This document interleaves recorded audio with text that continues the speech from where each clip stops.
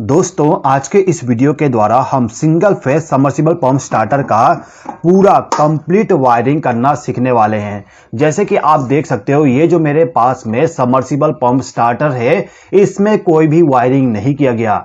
अब हम इसमें पूरा कंप्लीट वायरिंग करेंगे और साथ ही साथ में मैं आपको पूरा वायरिंग का एक एक कॉन्सेप्ट को भी समझाने वाला हूं। तो चलिए दोस्तों वीडियो को स्टार्ट करते हैं। तो ये जो मेरे पास में स्टार्टर है इस स्टार्टर को जय सिंघानी ग्रुप कंपनी के द्वारा बनाया गया है और इसी स्टार्टर का हम वायरिंग करने वाले हैं। अब ये जो हमारा स्टार्टर है इस स्टार्टर में आपको कॉन्टेक्टर, ओवरलोड रिले, साथ ही साथ में एक अमीटर और वोल्ट मीटर भी मिल जाएगा। यह हमारा अमीटर है, यह हमारा वोल्ट मीटर। अब जो हमारा मोटर होता है, मोटर के स्टार्ट होने के बाद एक इंडिकेशन लैंप लगाया गया है, वोल्टेज को चेक करने के लिए एक पुश बटन और मोटर को चालू करने के लिए स्टार्ट पुश बटन और मोटर को बंद करने के लिए स्टॉप पुश बटन लगाया गया है। इसके अलावा इस स्टार्टर में आपको दो कैपेसिटर का इस्तेमाल करना पड़ेगा। एक कैपेसिटर हमारा स्टार्टिंग वाली होगी, दूसरा हमारा रनिंग वाली होगी। किसी किसी स्टार्टर में आपको तीन कैपेसिटर भी मिल जाएगा। ये जो हमारा थर्ड कैपेसिटर होगा ये कैपेसिटर हमारा रनिंग कैपेसिटर होगा। कैसे होता है इसको मैं आपको आगे समझा दूंगा, ठीक है। तो जो भी हमारा सबमर्सिबल पंप स्टार्टर होता है इसमें आप देखोगे यहां पे लिखा होता है कि जो हमारा फेज सप्लाई होगा वो आके पहले नंबर के टर्मिनल पे कनेक्ट होगा और न्यूट्रल पावर सप्लाई हमारा सेकंड नंबर के टर्मिनल पे कनेक्ट होगा। तो यहाँ पे हमें क्या करना होगा कि ये जो हमारा फर्स्ट टर्मिनल है इस टर्मिनल के साथ में आपको एक रेड वायर को कनेक्ट करना होगा। ये जो रेड वायर है हमारा फेज सप्लाई के लिए होगा। तो इस वायर को मैं ले जाके सबसे पहले तो मेरा जो फर्स्ट नंबर का टर्मिनल है इस टर्मिनल के साथ इसको कनेक्ट कर देंगे। अब इस वायर का जो दूसरा सिरा होगा इसको ले जाना है और जो हमारा अमीटर है अमीटर के साथ इस वायर को हमें कनेक्ट करना पड़ेगा। तो इस वायर को मैं लेके जाता हूं और अमीटर के साथ इसको कनेक्ट कर दूंगा कुछ इस प्रकार से। आपको जैसे कि मालूम ही होगा कि जो भी हमारा अमीटर होता है अमीटर को हमें हमेशा लोड के सीरीज में कनेक्ट करना पड़ता है। यानी कि जो भी आपका मोटर होगा, मोटर के लिए जो पावर सप्लाई जाएगा उसका पावर सप्लाई पूरा का पूरा अमीटर के द्वारा जाना चाहिए, तभी जाके अमीटर हमारा पूरा करंट को मेजर कर पाएगा, ठीक है। अब इस अमीटर का जो सेकंड टर्मिनल है ये वाली, इस टर्मिनल के साथ हम एक और वायर को कनेक्ट करेंगे। यहां पे भी आपको एक रेड वायर का इस्तेमाल करना पड़ेगा। तो इस वायर का जो एक सिरा होगा इसको लाके हम इस पॉइंट के साथ कनेक्ट कर देंगे, यानी कि अमीटर के आउटपुट टर्मिनल के साथ कनेक्ट कर देंगे। यहां पे एक और वायर कनेक्ट है, इसका कनेक्शन मैं आपको आगे एक्सप्लेन करूंगा। अभी केवल इस वायर को हम कनेक्ट कर दिए। अब इस वायर से जो पावर सप्लाई जाएगा इसको ले जाके हमें हमारा जो ओवरलोड रिले है, ओवरलोड रिले के ऊपर में आप देखोगे यहां पे तीन टर्मिनल दिया गया है। इन तीनों टर्मिनल में से जो लास्ट वाला टर्मिनल है इस टर्मिनल पे हम ले जाके इस वायर को कनेक्ट कर देंगे, यानी कि इस टर्मिनल को हम फेज सप्लाई दे देंगे। ओके, तो इस वायर को हम ले जाते हैं और फेज वाले टर्मिनल पे कनेक्ट कर देंगे कुछ इस प्रकार से। अब इस पॉइंट का जो आउटपुट होगा वो हमें इस पॉइंट पे मिल जाएगा जो कि इस कॉन्टेक्टर के साथ में कनेक्ट है। तो अब हमें क्या करना होगा, इस पॉइंट से हमें एक वायर को ले जाके ये जो हमारा मोटर के लिए टर्मिनल है इस टर्मिनल के साथ कनेक्ट करना है। कहां पे कनेक्ट करना है समझिए। देखिए जो हमारा सबमर्सिबल पंप होता है, सबमर्सिबल पंप में दो वाइंडिंग किया जाता है, स्टार्टिंग वाइंडिंग और रनिंग वाइंडिंग। जो हमारा रनिंग वाइंडिंग होता है उसमें हमें फेज सप्लाई कनेक्ट करना होता है। देखिए यहां पे मैं इस वायर का इस्तेमाल कर रहा हूं, इस वायर को ले जाके मुझे इस पॉइंट के साथ कनेक्ट करना है। अच्छे तरीके से कनेक्शन करना है तो इसको मैं अंदर से इंसर्ट कर देता हूं। इस वायर को मैं ले जाके इस पॉइंट के साथ कनेक्ट कर देता हूं। अब इसी वायर का जो दूसरा सिरा होगा इसको ले जाके हमें लास्ट वाले पॉइंट पे कनेक्ट करना होगा। तो हम यहां पे इसको कनेक्ट कर देते हैं। अब इस टीवी में जो सेकंड टर्मिनल है इस पे हम न्यूट्रल पावर सप्लाई को कनेक्ट करते हैं। इस पॉइंट पे मैं एक ब्लैक वायर को कनेक्ट करूंगा क्योंकि हमें यहाँ पे न्यूट्रल पावर सप्लाई मिलने वाला है। तो इस टर्मिनल पे हमने एक वायर को कनेक्ट कर दिए और इस वायर के दूसरे सिरे को ले जाके ये जो हमारा ओवरलोड रिले है इस ओवरलोड रिले का जो फर्स्ट नंबर का टर्मिनल है ये वाली, इस टर्मिनल के साथ हम इस वायर को कनेक्ट करेंगे, ठीक है।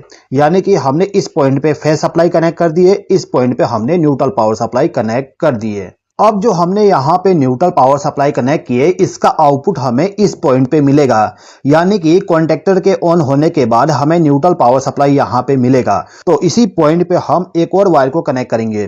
यहाँ पे जो हम वायर कनेक्ट करेंगे वो ब्लू कलर का होना चाहिए। ब्लू वायर का इस्तेमाल हम सबमर्सिबल पंप के न्यूट्रल पावर सप्लाई के लिए करते हैं, तो यहाँ पे हमने ब्लू वायर का इस्तेमाल कर लिए। अब इस ब्लू वायर को हम इस टर्मिनल पे कनेक्ट कर देंगे। अब इसका जो आउटपुट होगा इसको ले जाके हमें इस तीसरे नंबर के टर्मिनल पे कनेक्ट करना होगा। तीसरे नंबर के टर्मिनल के द्वारा हम सबमर्सिबल पंप को न्यूट्रल पावर सप्लाई प्रोवाइड करते हैं। जो हमारा सबमर्सिबल पंप होता है उसका जो स्टार्टिंग वाइंडिंग होती है, उस वाइंडिंग को पावर सप्लाई देने के लिए हम येलो वायर का इस्तेमाल करते हैं। तो इस येलो वायर को हम इस बीच वाले पॉइंट पे कनेक्ट करेंगे। इस बीच वाले पॉइंट पे कैपेसिटर के द्वारा पावर सप्लाई आएगा। कैसे आएगा आप आगे समझ जाओगे। अभी के टाइम पे हम इस वायर को कनेक्ट कर देते हैं। तो इस वायर को हम क्या करेंगे, जो हमारा बीच वाला पॉइंट है इस पॉइंट पे ला लेते हैं। सबसे पहले मैंने इस वायर को ला दिया। अब इस वायर को हम बीच वाले पॉइंट पे कनेक्ट कर देंगे। यहाँ पे कनेक्शन हो गया। अब इस वायर का जो दूसरा सिरा होगा इसको ले जाके हम इस 4 नंबर के टर्मिनल पे कनेक्ट कर देंगे। यानी कि रेड वाला जो वायर होगा सबसे लास्ट में कनेक्ट होगा, उसके पहले येलो वाली और उसके पहले ब्लू वाली वायर कनेक्ट होगा।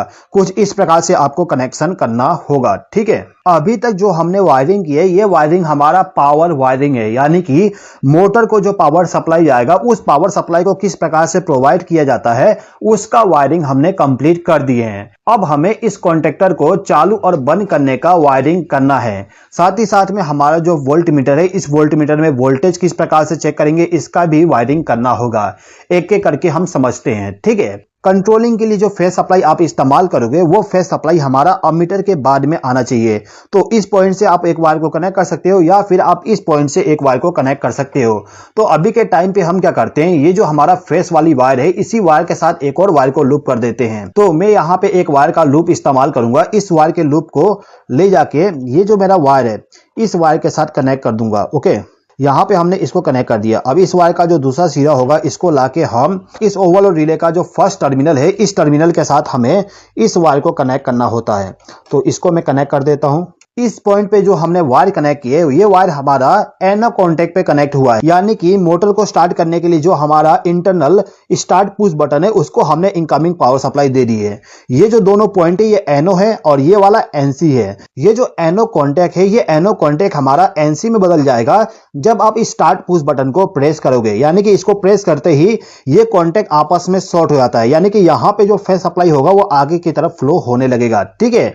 इसी प्रकार से ये जो हमारा दोनों कॉन्टेक्ट है ये एनसी कॉन्टेक्ट है और इस एनसी कॉन्टेक्ट को ओपन करने के लिए यानी कि मोटर को बंद करने के लिए हमें इस पुश बटन को प्रेस करना पड़ता है। इसको प्रेस करते ही पावर सप्लाई आगे जाना बंद हो जाएगा जिससे कि हमारा मोटर स्टॉप हो जाए। ओके, अब ये जो हमारा एनो कॉन्टेक्ट है इस एनो कॉन्टेक्ट के द्वारा इस एनसी कॉन्टेक्ट को इनकमिंग पावर सप्लाई देना है। तो इसके लिए मैं इस वायर का इस्तेमाल करूंगा। इस वायर के एक सिरे को इस एनो कॉन्टेक्ट के आउटपुट टर्मिनल के साथ कनेक्ट कर देंगे और यहां से एक वायर को ले जाके जो हमारा एनसी कॉन्टेक्ट है इसको इनकमिंग पावर सप्लाई प्रोवाइड कर देंगे कुछ इस प्रकार से। तो हमारा फेज सप्लाई अभी यहां तक पहुंच गया। अब इस पॉइंट से हमें एक वायर को ले जाके जो हमारा कॉन्टेक्टर का कॉइल होता है, ये दोनों कॉन्टेक्टर के कॉइल है, इस कॉइल को हमें फेज सप्लाई देना होगा इस पॉइंट से ले जाके। तो हम यहां पे एक वायर का इस्तेमाल करेंगे। इस वायर के एक सिरे को जो हमारा एनसी कॉन्टेक्ट है इसके आउटपुट टर्मिनल के साथ कनेक्ट कर देंगे। ओके, अब इस वायर से जो आउटपुट पावर सप्लाई जाएगा इसको ले जाके हमें कॉन्टेक्टर के कॉइल को फेज सप्लाई देना होता है। तो इस कॉइल का जो एक टर्मिनल है इस टर्मिनल के साथ हम इस वायर को कनेक्ट कर देंगे।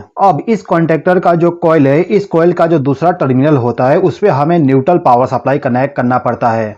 आप देख सकते हो यहाँ पे दूसरा टर्मिनल है, इस पे हमें न्यूट्रल पावर सप्लाई देना पड़ेगा। तो इसके लिए मैं यहाँ पे एक वायर का इस्तेमाल करूंगा।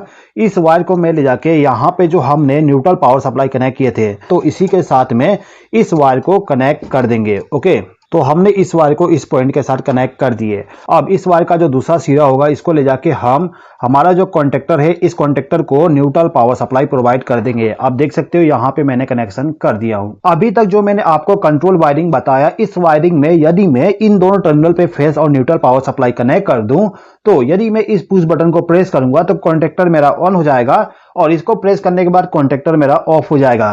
लेकिन जैसे कि आपको मालूम है जो भी हमारा सिंगल फेज का सबमर्सिबल पंप स्टार्टर होता है उस स्टार्टर में हमें कैपेसिटर का इस्तेमाल करना पड़ता है। तो इन कैपेसिटर का कनेक्शन कैसे करेंगे समझ लेते हैं। कनेक्शन करने से पहले आप ये समझ लीजिए कि 3 कैपेसिटर क्यों इस्तेमाल किया जा रहा है। देखिए, सबसे पहले तो ये जो सबसे बड़ा वाला कैपेसिटर है, ये कैपेसिटर हमारा 120 माइक्रोफैराड का है। ये जो हमारा कैपेसिटर है, ये कैपेसिटर हमारा स्टार्टिंग कैपेसिटर होगा। यानी कि इस कैपेसिटर का कनेक्शन हम कुछ इस प्रकार से करेंगे जिससे कि इससे पावर सप्लाई केवल स्टार्टिंग के समय, यानी कि मोटर को जब हम स्टार्ट करेंगे उसी समय हमारा इस कैपेसिटर के द्वारा पावर सप्लाई जाना चाहिए इस येलो वाले वायर में। इसके बाद ये जो हमारे पास में कैपेसिटर है, ये कैपेसिटर हमारा 36 माइक्रोफैराड का है। आप देख सकते हो यहां पे लिखा गया है 36 माइक्रोफैराड। दोनों कैपेसिटर हमारा 36 माइक्रोफैराड का है। यदि आपका मोटर 1 हॉर्स पावर से भी कम वाली है तो उस कंडीशन में आप केवल एक कैपेसिटर का इस्तेमाल कर सकते हो। लेकिन ये जो मेरा स्टार्टर है, इस स्टार्टर को मैं 1 HP के लिए डिजाइन कर रहा हूं, इसके लिए मुझे 2 कैपेसिटर का इस्तेमाल करना पड़ेगा। तो इन दोनों कैपेसिटर को मैं यहां पे लगा देता हूं। ओके, अब इन तीनों कैपेसिटर से हमें 6 वायर मिलता है। अब इनका कनेक्शन कैसे करें, तो देखिएगा, इनका कनेक्शन करने के लिए सबसे पहले तो इन सभी का जो एक एक वायर होता है, इन वायर को आपस में आप जोड़ दीजिएगा, यानी कि शॉर्ट कर दीजिए। अब इस वायर को हमें ले जाके इस ओवरलोड रिले का जो बीच वाला पॉइंट है, ये वाली पॉइंट है, आप देख सकते हो ये ओपन कंडीशन में, अभी इस पे कोई भी वायर कनेक्ट नहीं है। तो हमने यहाँ पे जो वायर लूप किए, इन सभी वायर को ले जाके इस वाले पॉइंट पे कनेक्ट करना होगा। इन सभी वायर को हमने इस वाले पॉइंट पे इसलिए कनेक्ट किए क्योंकि इस पॉइंट से जो पावर सप्लाई जाएगा वो जाएगा हमारे इस येलो वायर के जरिए मोटर के स्टार्टिंग वाले वाइंडिंग में। यानी कि जो हमारा सबमर्सिबल पंप होता है, उस सबमर्सिबल पंप का स्टार्टिंग वाइंडिंग जो होती है, उस स्टार्टिंग वाइंडिंग को हमें कैपेसिटर के द्वारा पावर सप्लाई देना होता है। इसीलिए इन तीनों कैपेसिटर का जो एक एक वायर है उसको ले जाके मैंने इस बीच वाले पॉइंट पे कनेक्ट कर दिया हूं। ओके, अब इसके बाद हमें क्या करना होगा, ये जो हमारा रनिंग कैपेसिटर है, दोनों के दोनों, इन दोनों के एक एक वायर को आपस में जोड़ने के बाद और लूप करने के बाद इसको ले जाना है। और हमारा जो फेस सप्लाई है, जैसे कि आप देख सकते हो इस पॉइंट पे फेस सप्लाई कनेक्ट है, तो इस फेस वाले सप्लाई के साथ इन दोनों कैपेसिटर के वायर को भी कनेक्ट करना होगा। इन दोनों वायर को हम इस पॉइंट पे इसलिए कनेक्ट करेंगे क्योंकि इस कैपेसिटर को हमें फेस सप्लाई देना है। इनको फेस सप्लाई देने के लिए हमने फेस वाले वायर का इस्तेमाल किया है, तो मैं इस वायर को कनेक्ट कर देता हूं। अब ये जो हमारा स्टार्टिंग कैपेसिटर है, इस कैपेसिटर का जो एक वायर है इसका कनेक्शन करना होगा। तो जैसे कि मैंने आपको बताया कि ये जो हमारा स्टार्टिंग कैपेसिटर है, इसमें पावर सप्लाई तभी जाना चाहिए जब हम स्टार्ट पुश बटन को प्रेस करते हैं। यानी कि इसको प्रेस करने के बाद पावर सप्लाई इस स्टार्टिंग कैपेसिटर के द्वारा हमारे स्टार्टिंग वाइंडिंग में जाना चाहिए। तो ये जो हमारा स्टार्टिंग कैपेसिटर है, इसका जो एक वायर होगा, इसको ले जाके हम इस पुश बटन के पीछे में जो एलिमेंट लगाया गया है, इन दोनों में से किसी भी एक के साथ इस वायर को हम कनेक्ट कर देंगे। किसी किसी स्टार्टर में जो पुश बटन इस्तेमाल किया जाता है, उस पुश बटन के पीछे में आपको 2 एलिमेंट मिल जाएगा। अब इन दोनों एलिमेंट का इस्तेमाल करके वायरिंग किस प्रकार से करते हैं उसका वीडियो मैंने ऑलरेडी बना दिया हूं। उस वीडियो का लिंक मैं डिस्क्रिप्शन में प्रोवाइड कर दूंगा, उसको आप देख लीजिएगा, ठीक है। अब ये जो हमारा पुश बटन है, इसको हमें फेस सप्लाई भी प्रोवाइड करना पड़ेगा। तो इसको फेस सप्लाई प्रोवाइड करने के लिए हम क्या करेंगे, ये जो हमारा ओवरलोड रिले है, इसमें जो एनसी कॉन्टेक्ट है, ये वाली पॉइंट, इस पॉइंट से हम एक वायर को ले जाके इसके साथ कनेक्ट करेंगे। लेकिन इसके बीच में जो हमारा इंडिकेशन लैंप है, इसका भी कनेक्शन कर देते हैं। जैसे कि आपको मालूम है, जो हमारा ऑन इंडिकेशन लैंप होता है, इस इंडिकेशन लैंप को हमें तब ग्लो करवाना होता है जब हमारा कॉन्टेक्टर ऑन कंडीशन में रहेगा। तो ऑन कंडीशन में तभी रहेगा जब यहां पे पावर सप्लाई रहता है। तो हम क्या करते हैं, इस पॉइंट पे एक और वायर को कनेक्ट कर देंगे। मैंने इस ब्लू वायर को कनेक्ट कर दिया। अब इस ब्लू वायर से जो पावर सप्लाई जाएगा, इसको ले जाके हम इंडिकेशन लैंप को फेस सप्लाई दे देंगे। अब इसी पॉइंट पे हम एक और वायर को कनेक्ट कर देंगे, ये वाली वायर, और इस वायर के दूसरे सिरे को ले जाके जो हमारा पुश बटन है, इस पुश बटन के साथ कनेक्ट कर देंगे। अब इसके बाद ये जो हमारा वोल्ट मीटर है, इस वोल्ट मीटर का कनेक्शन कर देते हैं। तो वोल्ट मीटर को हमें फेस सप्लाई और न्यूट्रल सप्लाई दोनों का दोनों प्रोवाइड करना पड़ेगा। इस वोल्ट मीटर को जो फेस सप्लाई जाएगा, वो जाएगा हमारे इस पुश बटन के द्वारा।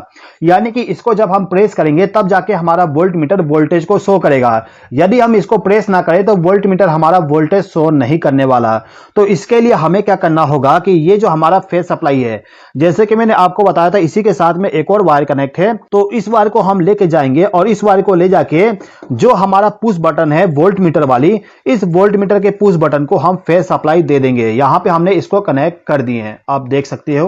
वोल्ट मीटर वाला जो पुश बटन है, इसका जो आउटपुट टर्मिनल है, इस टर्मिनल के साथ हम एक और वायर को कनेक्ट कर देंगे। तो मैं यहाँ पे इस वायर को कनेक्ट कर देता हूँ और इस वायर का जो दूसरा सिरा होगा इसको ले जाके जो हमारा वोल्ट मीटर है इस वोल्ट मीटर को हम फेज सप्लाई प्रोवाइड कर देंगे। अब इस वोल्ट मीटर का जो दूसरा पॉइंट है इस पॉइंट पे हमें न्यूट्रल पावर सप्लाई देना होगा।